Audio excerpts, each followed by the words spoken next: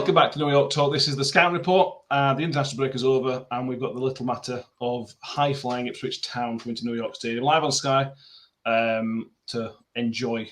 That might not be the right word. We have Rossco joining us from the Kings of Anglia. How are you doing, mate? I'm very well. The real football's back. International football is just not my bag. I just don't enjoy it, and I don't care about it. So the real football's back. Bring it on. Agreed. Until it's the Euros, then I'll be interested again. Yeah. Tournament football, I'm happy. Tournament football, yeah. It was the last time we spoke was at the start of the year in the FA Cup. A lot's changed for you guys. You're up back up in the Championship. Talk me through.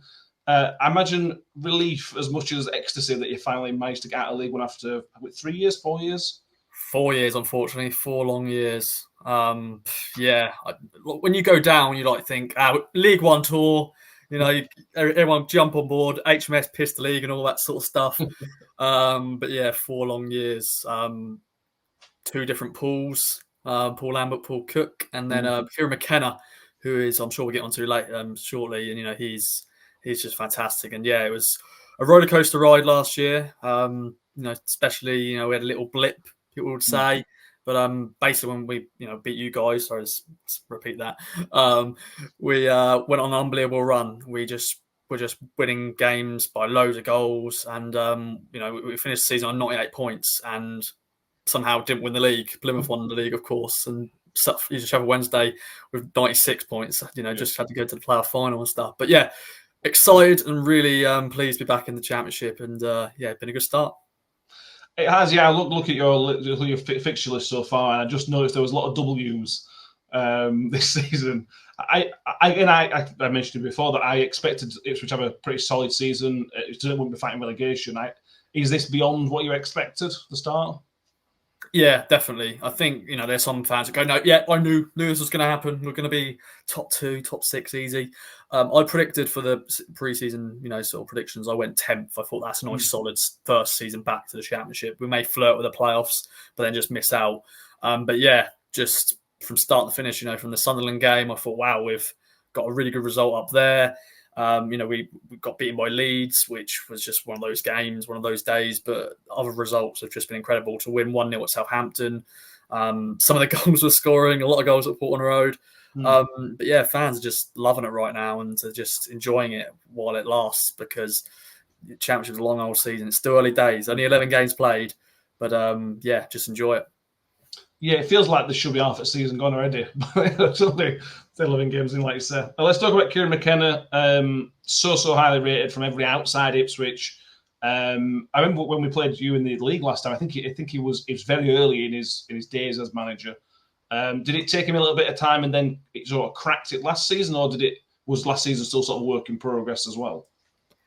I think he definitely cracked it because he had his first proper transfer window. He brought his own players in. He brought his own staff in as well. That's always a good thing when you have your own backroom staff. And he was able to really, he loves to be on the training ground. I know a lot of coaches do, but I think he loves being on the training ground and coaching every player individually. And some of the players who have come out and said, he's the best coach I've ever had in my career.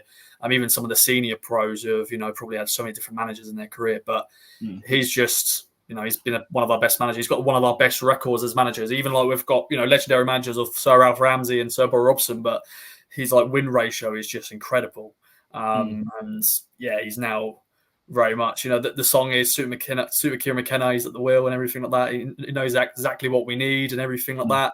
I know that's a normal chant with many football clubs, but he, even though, players are the idols of every, fan, aren't they? But a lot of people love Kieran McKenna. They probably want maybe his autograph more than some players because what he's done at the club. So, as you said, very highly rated. There's a lot of pundits going out there and saying, he's the best manager outside the Premier League.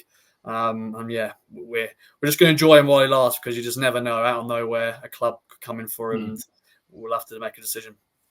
Yeah, I was going to ask you about that. Obviously, when you get somebody highly rated like that, then there's always a risk that bigger fish can come. Is there a way? I mean, it seems from what you read, Ipswich are a club that seem to pay quite well. It's not like us or a few grand rake. I imagine they'll be on a very healthy wage. So I imagine it would take something very special to tempt it, because the project he seems to be building now, it just seems a bit special, to be honest. Yeah, that's the key word, project. I think that's what he, wanted to do because he had to make the decision to leave Man United. He was the assistant there, and he's a Man United fan actually, and for him to work there, I'm sure was a dream.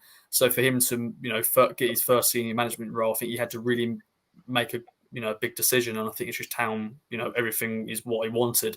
So I think the next role for him will have to be the right one. There's been links, in the summer, Celtic were interested, Leicester were interested, and all that sort of stuff. Once again, you don't know if you can believe much of that. But he signed a new contract in the summer, which is always a good thing. But then also some managers can sign new contracts and then they're gone in the next month or whatever. But no, I think he's here to stay definitely this season. And then we'll see what happens if we're, I'm not going to say it because it's too early. He's definitely here for this season, and he's just changed the way we've played and for the better. If you can then just sort of build on what can we expect from Ipswich on Friday? It's been a while since we properly played you, excluding the FA Cup game because it's never know what to expect from those. What is the setup from Kieran McKenna's Ipswich Town? What can we expect, and any sort of key players, standout players that we should watch out for as well? Very hard-working team, a team that is modern-day football. We all know that. It's possession-based, starts from the goalie, defence. They'll play with the ball. We've got a few laid-back players. Luke Wolforden, who's one of our defenders, he can be laid back at times. You're like, oh, come on, Wolfie, what are you doing there? But yeah, he's a solid defender as well. But we just play from the back as modern football, as I mentioned. But we've got some hard-working players. Connor Chaplin is our marksman. He's the one who scores the goals. He's just there, here, there, and everywhere. He's someone where you just think, how has he not been spotted? If you know what I mean, he just makes that movement, and you just think he's just invisible. Sometimes you think, how have they not picked him up? And he just gets in that position and he scores. So definitely a player to look out for. He's scored a good amount of goals. He scored 5 goals this season in the Championship. He scored 27 last year. But yeah, Sam Morsey, Massimo Luongo, our main midfielders, they're the ones that you just can't beat them. They are just unbelievable. Definitely Sam Morsey, our skipper, he leads by example. And then finally, once again, I can mention the whole squad. I think the whole squad deserves a shout out, but we'll be here all day. But Leif Davis is probably the other player to mention, our left back. Once again, we play flying wing backs. But yeah, Leif Davis, the amount of assists he's got, his crosses are just incredible, and he's somebody I think will be playing Premier League football. I won't say it with us, but one day he'll definitely be playing Premier League football sooner rather than later. But there's a lot of players to really look out for because this team is just so good at the moment. Let's just cover off the former Millers. Freddie, just confirmed Freddie's out injured, definitely. Not going to score, is he? Well, yeah, once again, you think, maybe they're just doing that as a little thing so they don't have to worry about, we don't have to worry about Big Fred. But no, Kieran McKenna came out on his press conference this afternoon and said, he's basically done his Achilles and he'll be seeing a specialist, so he won't be available for this game. So yeah, won't be available, which is a shame because or maybe not a shame for you guys because he's been money on the score. But yeah, it's always nice when a forward player comes up against because it's just interesting. Will he score? Will he not? But yeah. Yeah, one of those. George Hurst, I assume he is going to be fit. Is he likely to start? You'd think so. He did the player press today. So yeah, when they speak to the media and stuff like that, and obviously they do that when they go former player. Okay, Big Fred's not available. Let's do the next one, George Hurst, and I'm sure he's already scored against one of his former loan clubs. He scored against Blackburn early in the season, and he gave him the the ears and all that sort of stuff. And of course, he didn't score for you guys during his spell. I know a lot of it was off the bench, but. I'm sure he'll be well up for this one. He's a player that was a fantastic sign for us in January last season. Was part of that team that went on to score those goals. And this year, once again, you look and go, he's a striker who should be scoring goals, but he just works so hard. So I look out for that because he'll be here, there, and everywhere because he just works hard for the team. But yeah, will he be the man to score the goal? That's the question. It feels like it. It feels like it will. Let's finish on your score prediction. I assume it's going to be a positive one because it's been that kind of start to the season. Yeah, I think a lot of people probably will be predicting wins. But on one of those, I'm like being cautious. definitely away from home. We haven't, we haven't lost yet away from home, which is great. We only lost that one game, of course, against Leeds at Portman Road. But the last away game, in Yorkshire was that draw against Huddersfield, which was another rainy day. So it's like, I'm going to get wet again in Yorkshire. But it was 1-1, and we had to score a late equaliser to get a point. And so I'm looking at that, thinking, okay, could be similar sort of style of play as well. So I'm going for a 2-1 Town win. It won't be easy, but we'll maybe just nick it. We don't actually score many late winners, so maybe a late winner could be on the cards. Definitely on Sky.